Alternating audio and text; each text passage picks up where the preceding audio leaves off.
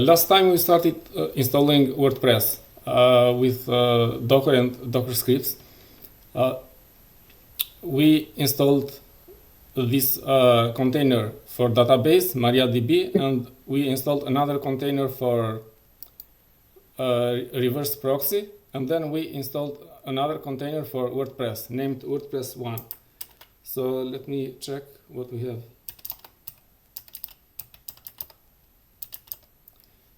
Yeah, we have this container here, MariaDB, for the database. We have the container reverse proxy, and we have the container WordPress 1.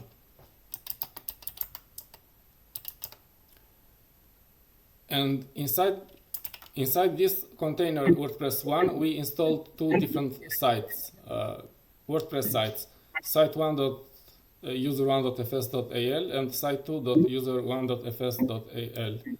Let me check.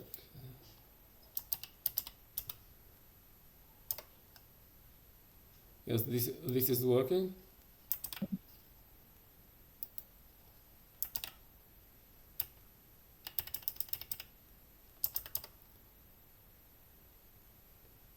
This is also working.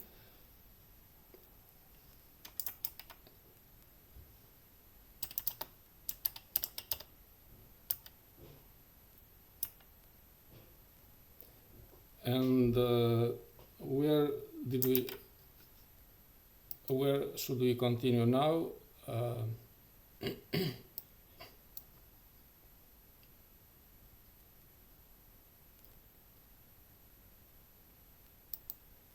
Okay, and now we should install a second container for WordPress. So we installed container 1, WordPress 1. Now we are going to install another WordPress container. And then inside this other container, we are going to install a third WordPress website. So let's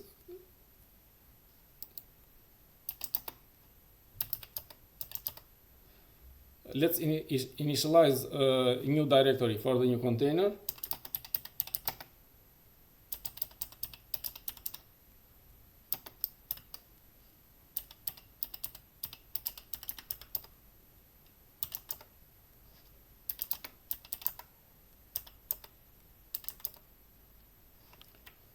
And then check the settings here.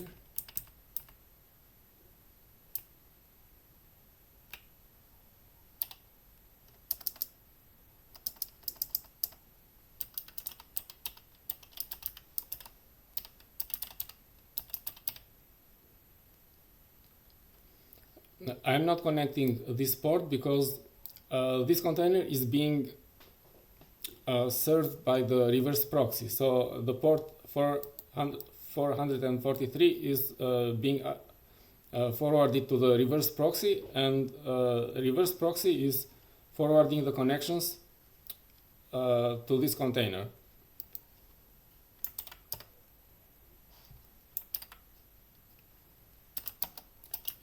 And build the WordPress container.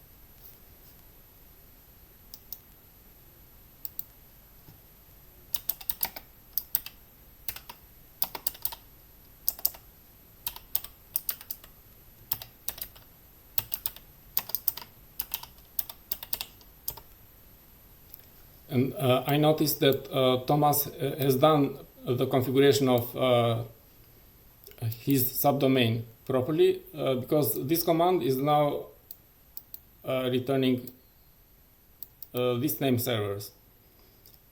And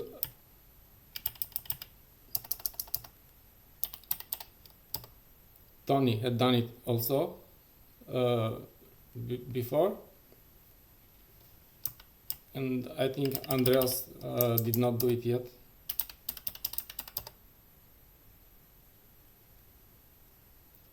Okay, no problem.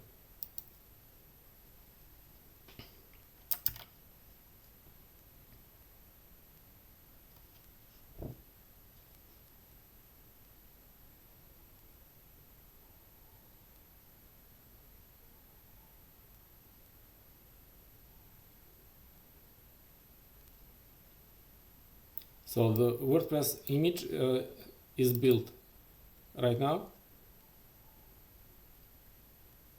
and then a new container will be created.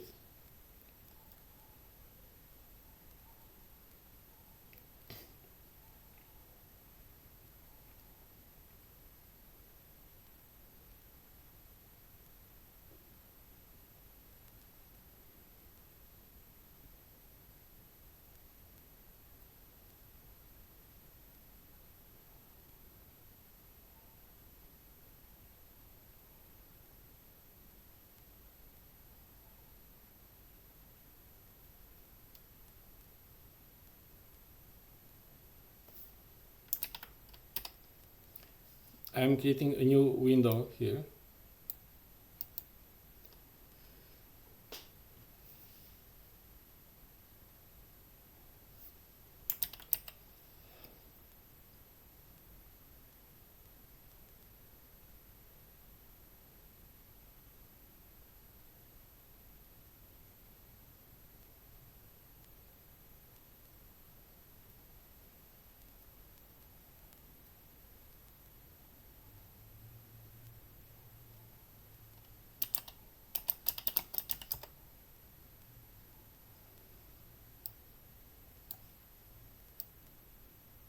The WordPress 2 container is running.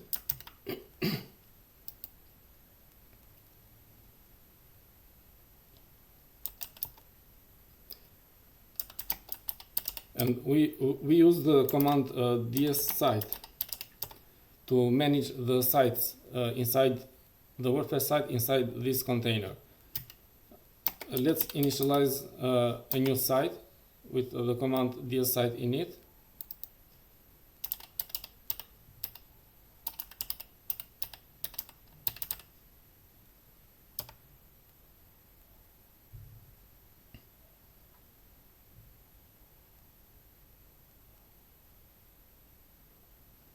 It is also getting a new SSL certificate for this domain.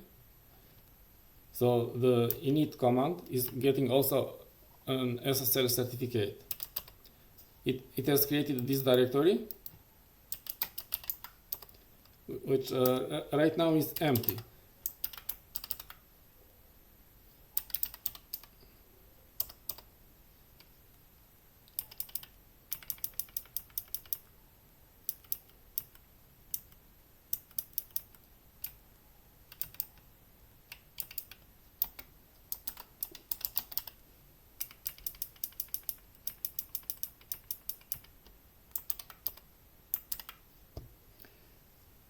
And now I will call the command install in this site so that it installs the files, the application files of WordPress inside this directory.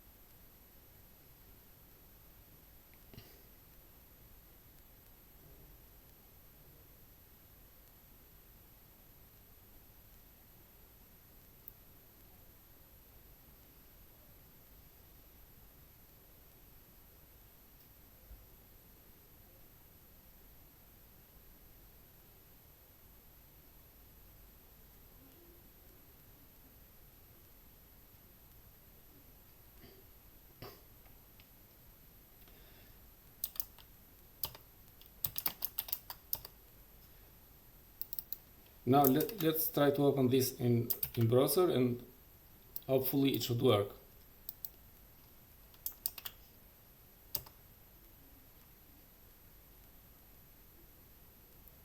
Can't be reached. Okay, it is working, and if we want to administrate this website, then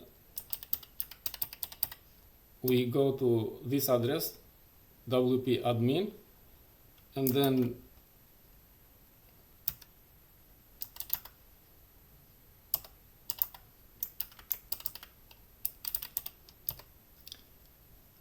we have the admin user, this one, admin, and the admin password, this one.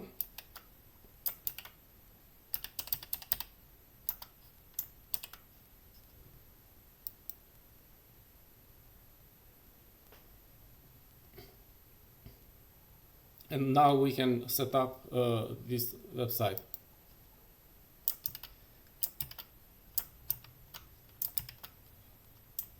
Now, what else can we do with WordPress website? We can make a backup, for example. And to make a backup,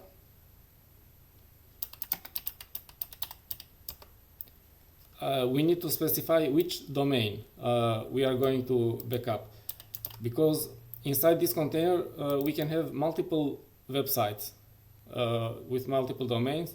So we have to say that we want a backup of this site.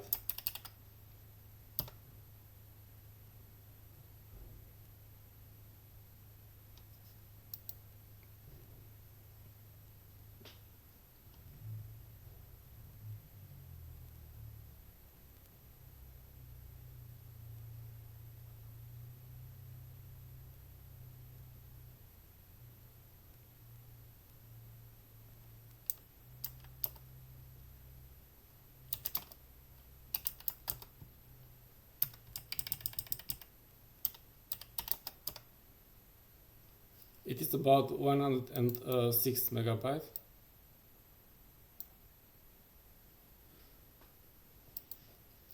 And in order to test restoring, we can remove the site first. And there is a command del here to delete a site.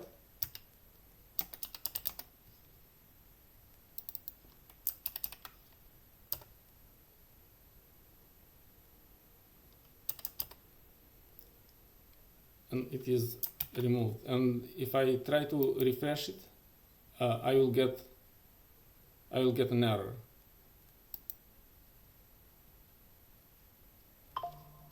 And now let me try to restore it.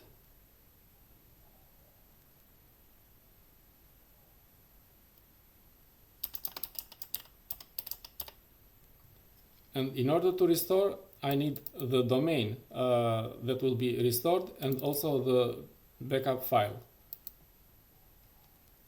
So the backup file is on backup. This is the backup file. ds restore, and this site. Restore this site using this backup file.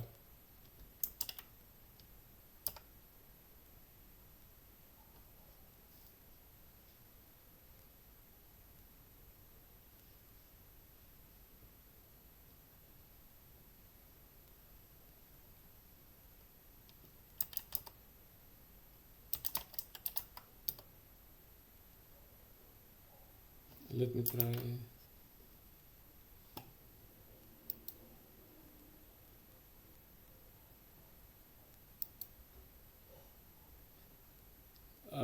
I think I made a mistake, because before restoring I have to initialize the site, because initialization also creates configuration files in Apache 2 and reverse proxy and get an SSL certificate, etc. So when I delete the website with site del, the configuration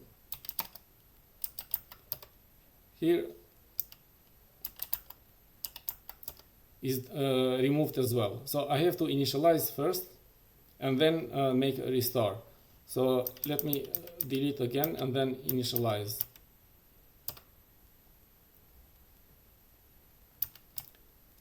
Init.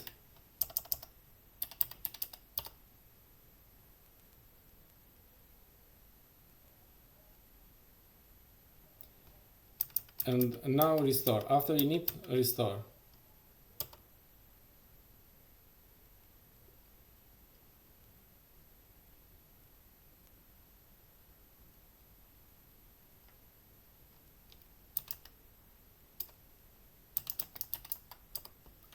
And let me try refresh now.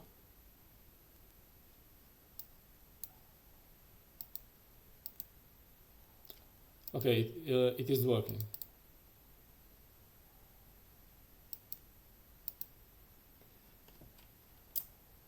Now, what else can I do here? There is also this command clone, and with this command I can clone a site to another site with a new domain. For example,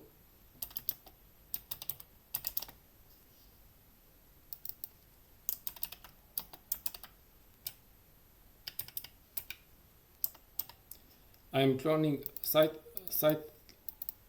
3 to site 4.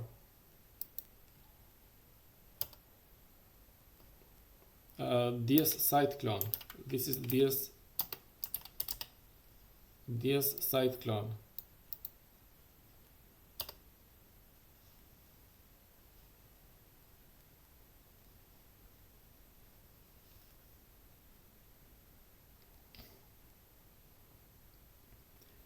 Cloning is useful if we want to test something. For example, if we install a new plugin, sometimes it may break the site, and it is difficult to undo it, to reverse. So either we do a backup first and then try it, and if it fails, we remove it and restore, or we can clone a website and then test it on the clone. The modification, we can test it on the clone, and if it works on the clone, then we do it on the main website. Now let's see whether this cloning worked.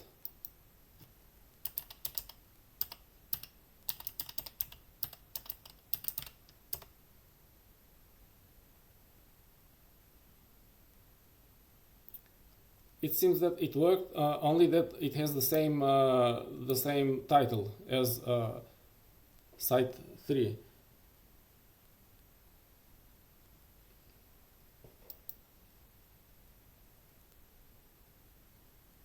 So the command clone takes care of everything to make a copy of the website.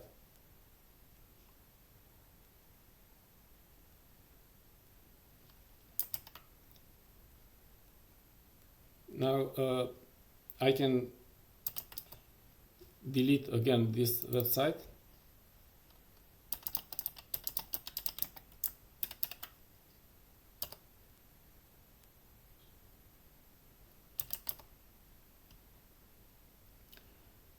And we can also use the command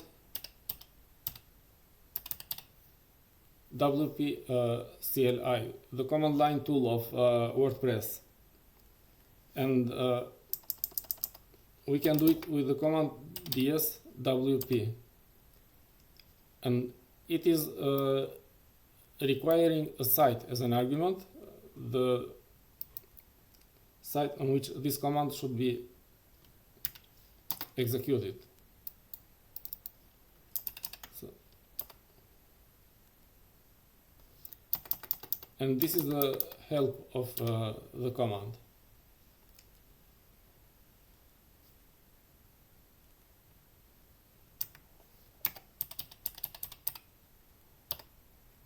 I'm using the subcommand option, and it is giving the usage for this subcommand. For example, we can add a key or delete a key, etc.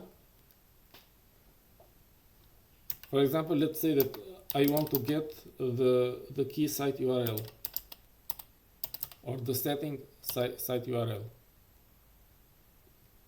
and this is the setting, the value of this setting. Or let's get the value of the setting home.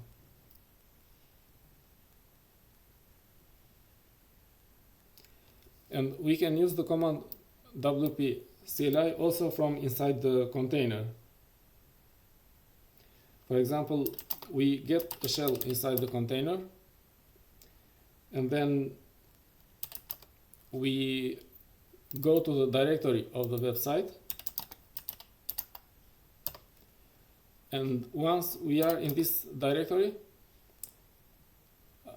we can simply use the command wp.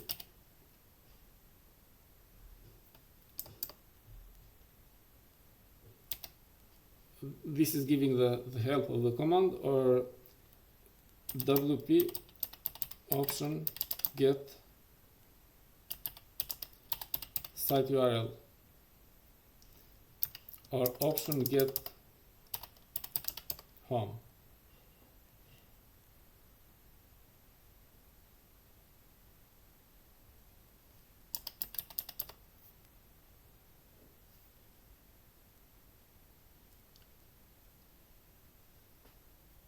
And now we can clean up, we are finished with testing WordPress, and we can remove this container and clean up the website, etc. So first, let's remove this site.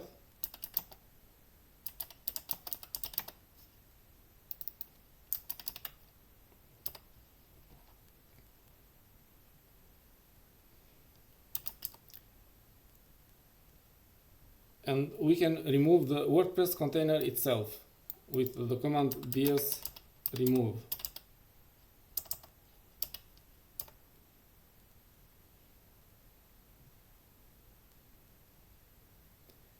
And now that we remove the container,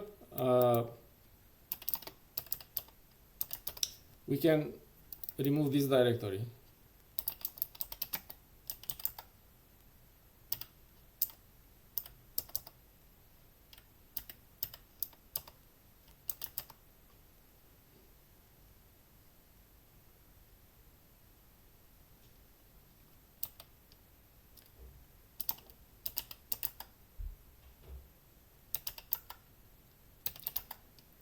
However, the certificates are still at reverse proxy. They have not removed. They usually are not removed when we remove a container and when we remove the site. So if we want to remove the certificates as well, then we can run the command ds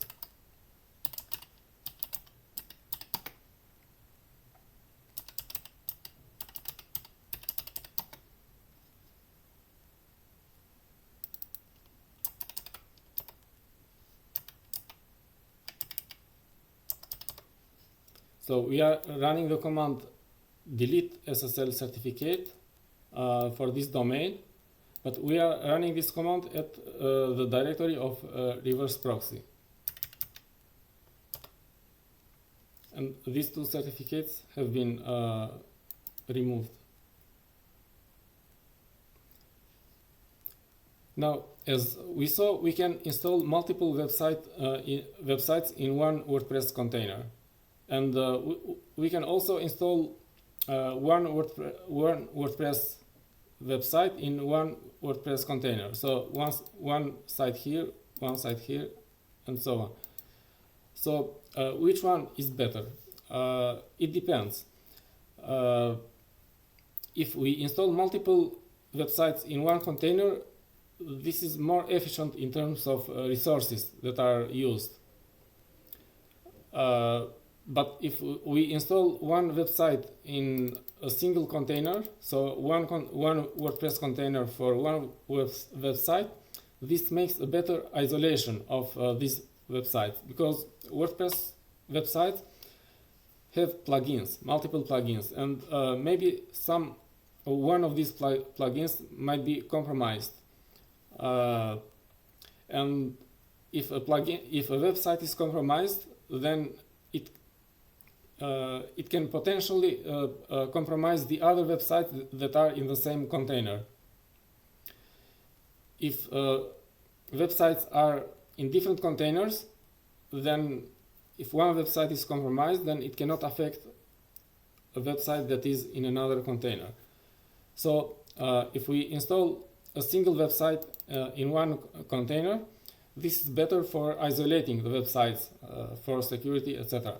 But if we install multiple websites in the same container, for example, they are our websites and we know what we are installing, etc., and we are sure what we are doing, this is better in terms of resources, of using resources. Now we will switch to another lesson, which is installing a simple SMTP server. Now, SMTP is for sending emails. Usually, Postfix is a good program for sending emails, and this container actually is based on Postfix. Now, why do we need to install this SMTP server? So this server can be used only for sending messages. It is simple because it can be used only for sending messages, not for receiving messages. And this is good for, or this is useful for our applications to send notification messages, because many applications need to send some emails to their users, to the administrator, etc. For example, verification emails, or Moodle, for example, needs to send notifications the course is starting and so on, or things like this. And many web applications, if not all of them, need a mail server to send these messages. And we can use some external mail servers, for example, Google, etc. But it is better if we have, if we can install our own mail server for sending notifications. And the container that we are going to install now is such a container. It is simple. It can be used only for sending notifications, not for receiving emails, not yet. Maybe in the next courses we can upgrade it so that it can also receive some emails for us, but for the time being we'll just install a simple container that can send, only can send emails, and it is also secure. So we install it in a container with configurations, etc., with scripts, etc., and the configurations are tuned so that it is secure from spams. And why it is secure from spammers? Because it allows only the containers in our VPS to send messages. Nobody from outside can use this mail server to send messages, and this is protecting it from spammers. So spammers cannot use it to send messages, to send their own messages. Only our containers in our server are allowed to send messages to the outside. So before starting the container, we need to set up, to make some DNS configurations, or to add some DNS records. And the records that should be added are this one here.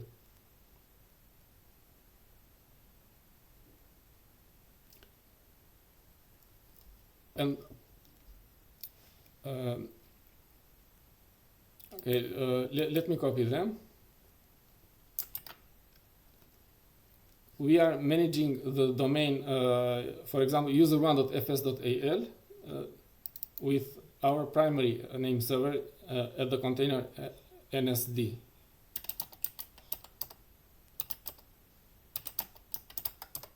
So I am managing it in this, the records for this domain in this file. for you, it will be, for example, thomas.fs.al or tony.fs.al, etc., depending on the subdomain that you are using.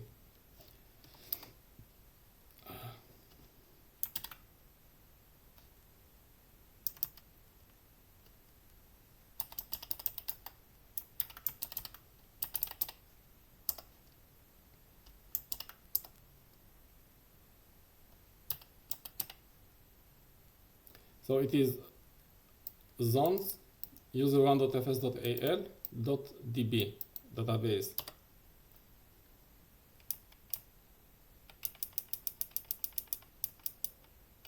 And we can append these records here.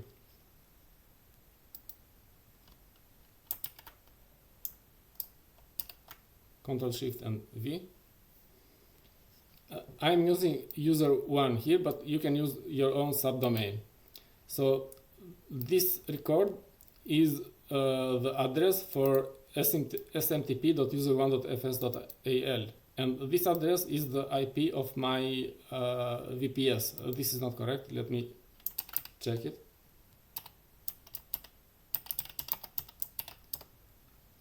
This is actually the IP of my VPS.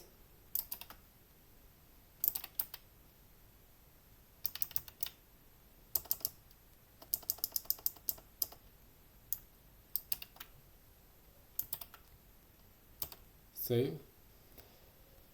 And also I'm defining these two MX records. These MX records show where to send messages for the domain user1.fs.al, for the domain user1.fs.al. So if a message is sent to, for example, info@user1.fs.al, the mail client is resolving this domain using an MX record, and it knows that it should send it. Should send the email to this server, smtp.user1.fs.al, which actually has the IP that we have defined above here. And the second record is the same as the first one, but it has this priority 20 instead of 10. And the mail client will try first the first record with the lowest priority, and then if it fails, it is going to try the second one, and so on. And this text record is for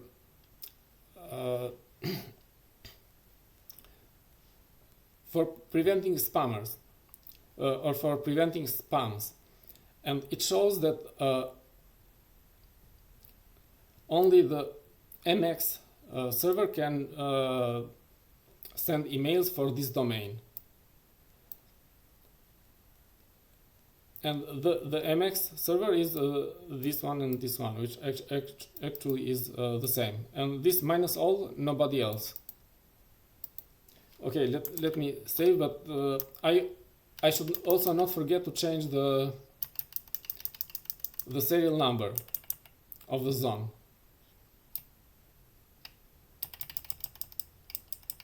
And usually I use the date for the serial number, 2026. We are 4th. And then the date is 17. And let me start with 00, an incremental number. So save again, and then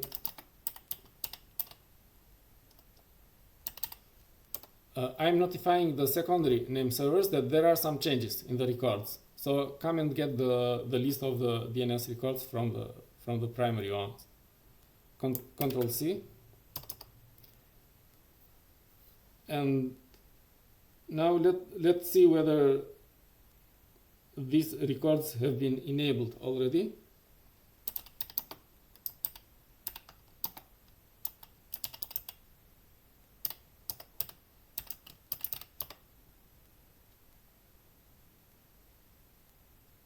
Not yet.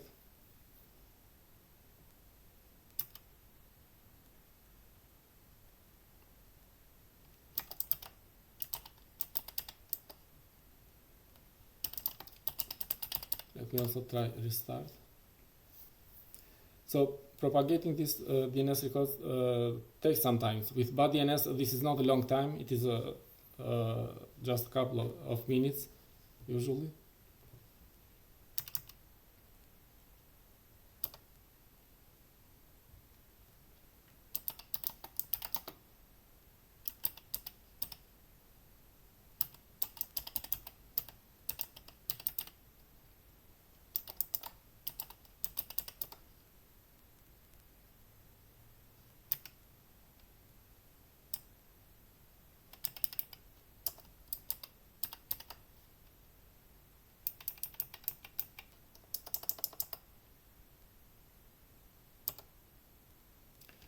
It is not working yet, but we can start building the container, and meanwhile maybe it will be enabled. These records will be enabled, and we will check again. So let's pull the scripts first.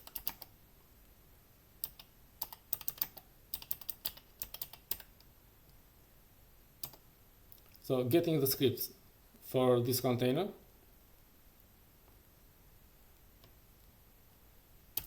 Initializing a directory for the container.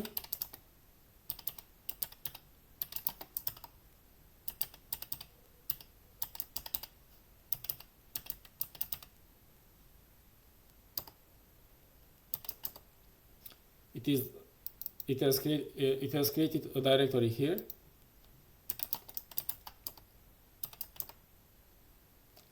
Let's have a look at the settings.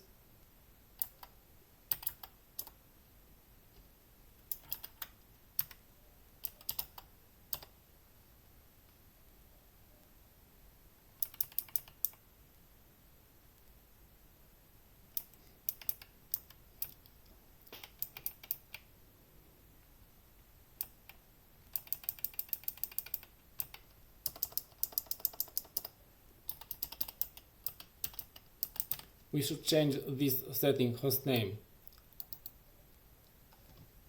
to this one, to the SMTP domain, and then can be a list of the domains of email domains that are being managed or by this container.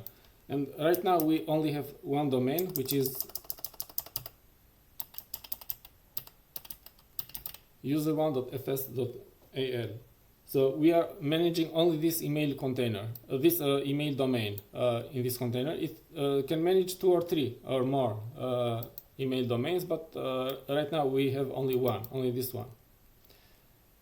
And this forward address, I'm going to put my real email address here.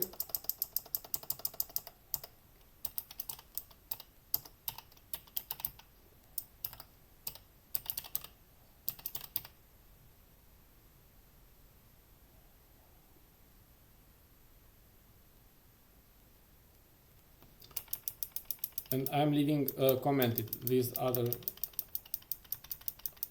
settings. Save. And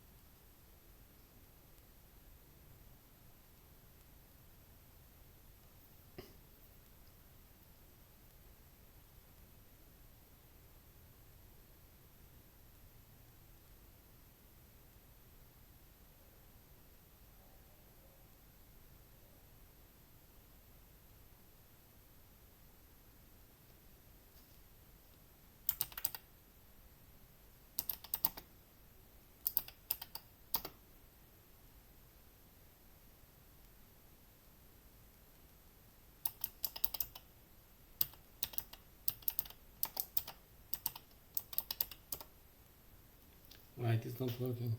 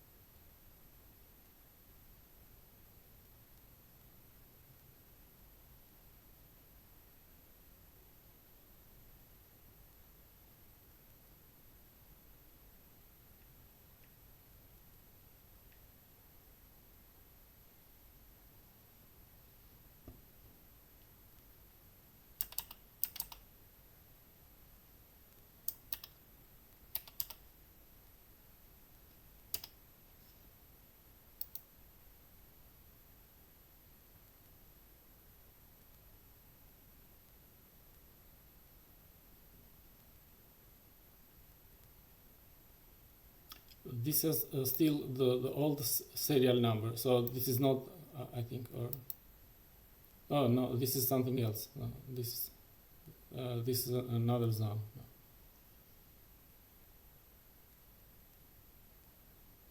So I should log out.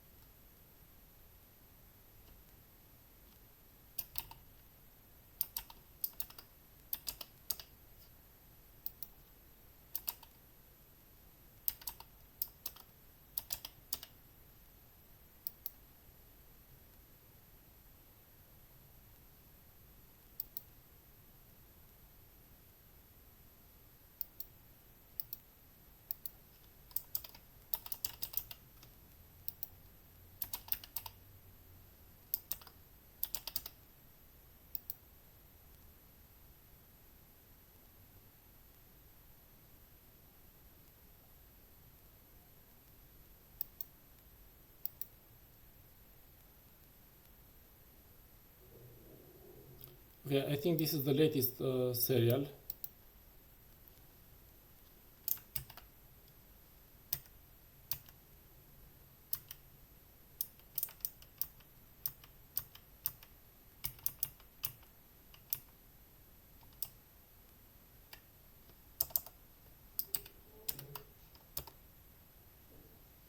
But it is still does not return.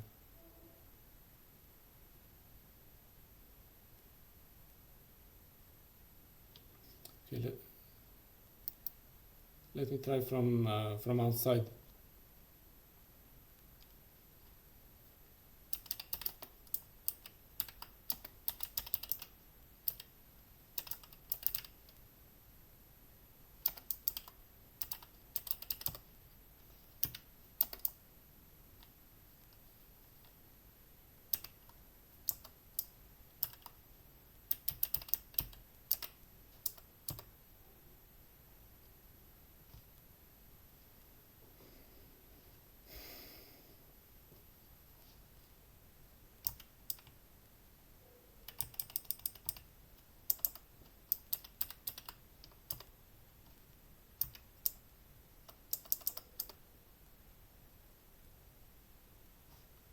Oh, this seems to work.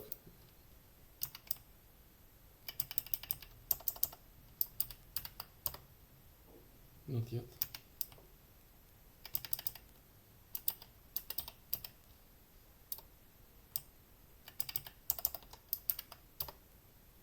At least this works. Okay, we can continue with the steps. So we build the container with dsmake. Now let's see what we have in this directory. We have this directory with certificates, which I think are needed by postfix somewhere inside in some configurations. And these certificates, where are they updated?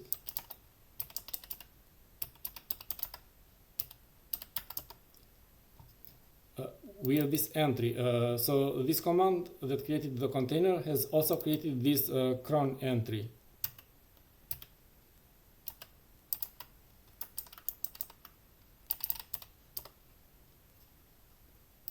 And this cron entry is running the command ds at this directory, copy SSL cert. So it is copying the certificates, and this command is running each week.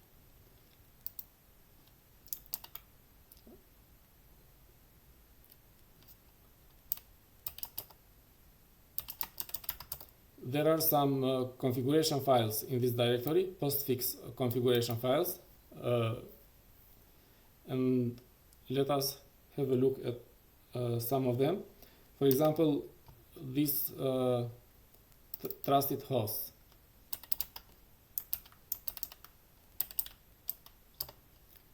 This is a list of IPs or networks that are allowed to send messages. And we see here that we have the local host, and also these are the IPs of Docker. So Docker containers have IPs in this range. So all the Docker containers in our VPS will be allowed to send messages, to send notification messages. If somebody else tries to send a message to this SMTP server, it will not be allowed. So this prevents spammers to abuse this SMTP server. And let's see these virtual alias maps.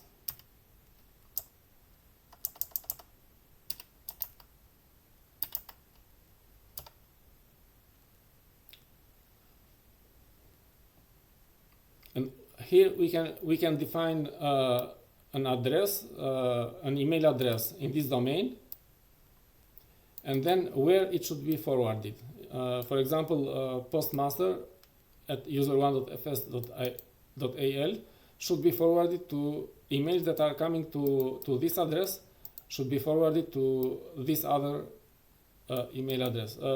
Right now this is commented, but there is another similar configuration file with extension .regex.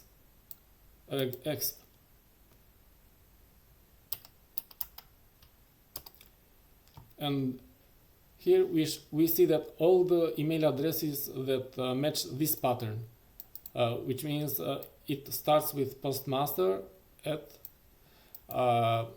is forwarded to this email address, and also abuse, root, admin, and info. And these regular expressions work for all the domains for all the email domains that are managed by this SMTP server. For example, we set up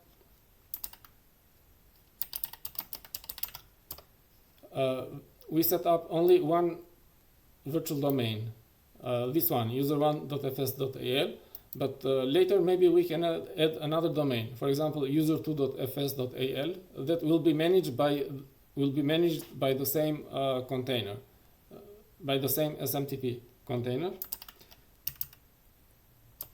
And it doesn't matter what is the domain. If it starts, for example, with admin, the email will be forwarded to this address. And if it starts with info, for example, it will be forwarded to this email address.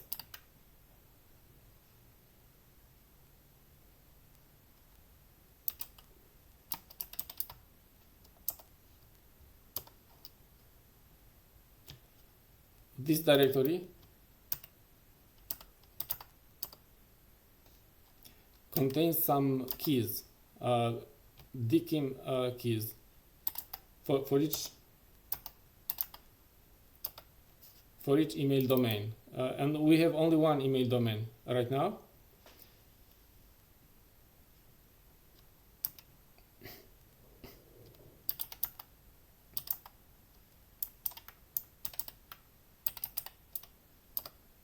This is the private key.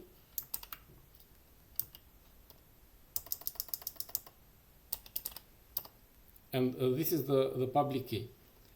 And we should modify the DNS configuration. We should append this key, this public key, to the DNS configuration for this email domain. And this DKIM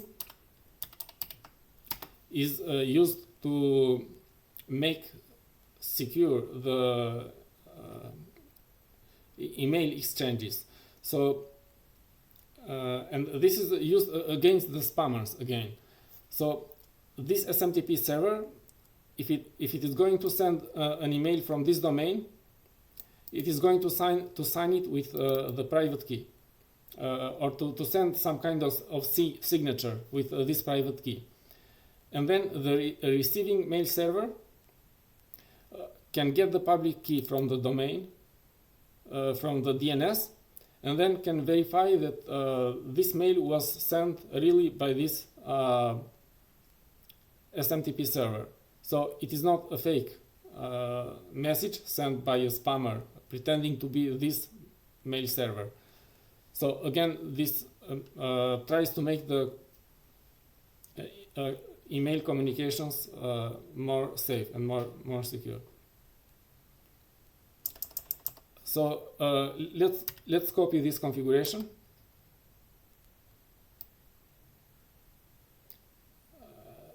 Actually, these lines are longer here. Let me use another tool to copy it. Let me try with Vim.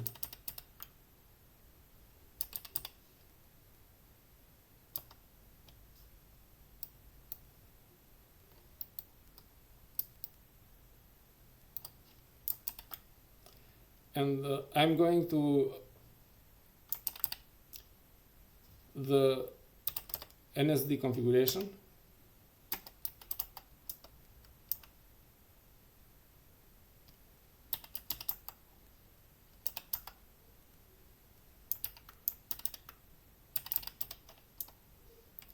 And I'm going to append this configuration to here. And also let me specify here that this mail.domain key is for this domain, user1.fs.al, and then a dot at the end.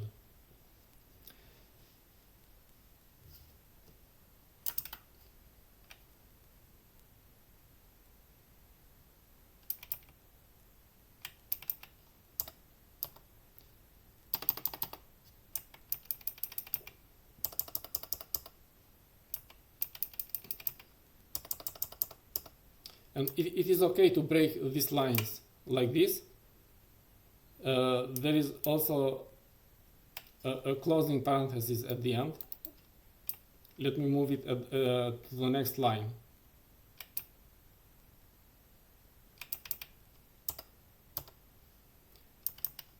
And also I can break these lines too, because they are too long.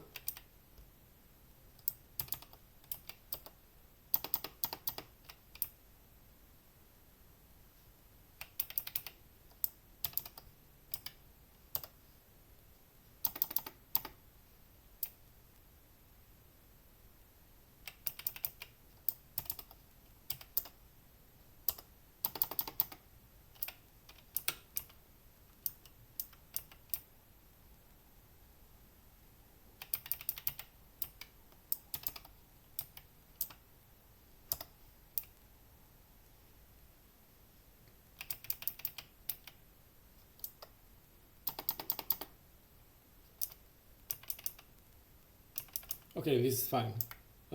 Save. I should also forget to update I should also not forget to update the serial to increase the serial number.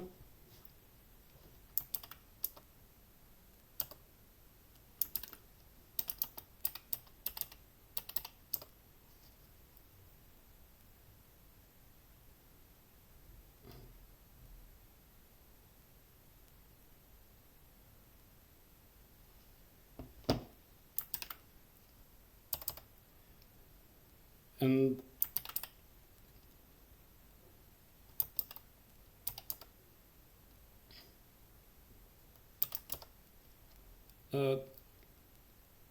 what else can we check inside?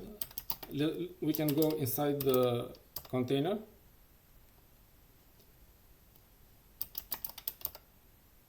and have a look at the processes, for example.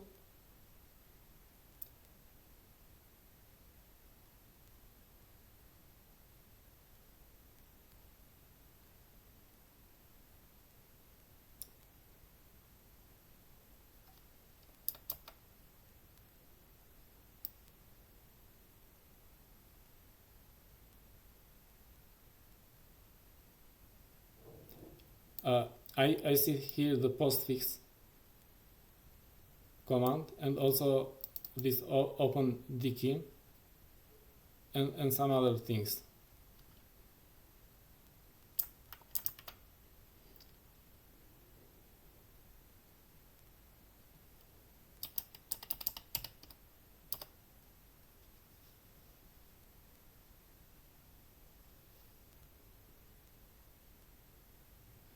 Let us check the status of the service postfix.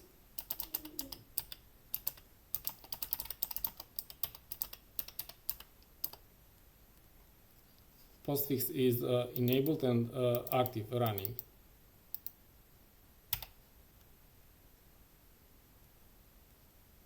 And the configuration actually is at the directory /etc/postfix. We can use, for example, the command postconf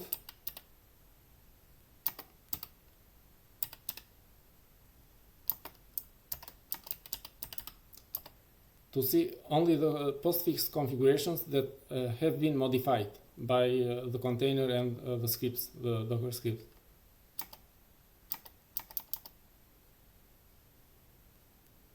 In case somebody understands from these configurations, because actually it is a difficult task to set up and to configure postfix correctly.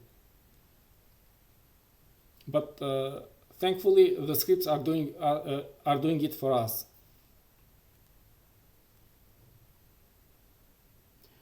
And another thing is the log file.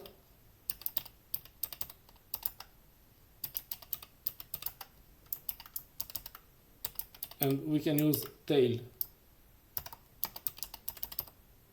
to check it. This is the log file of postfix, of sending mails. And we can stop here today, and we will continue tomorrow with testing this mail server. We will run some tests and make sure that it works. And hopefully until tomorrow the DNS records will be fixed, or if there is some problem with them, I will find out and I will fix it.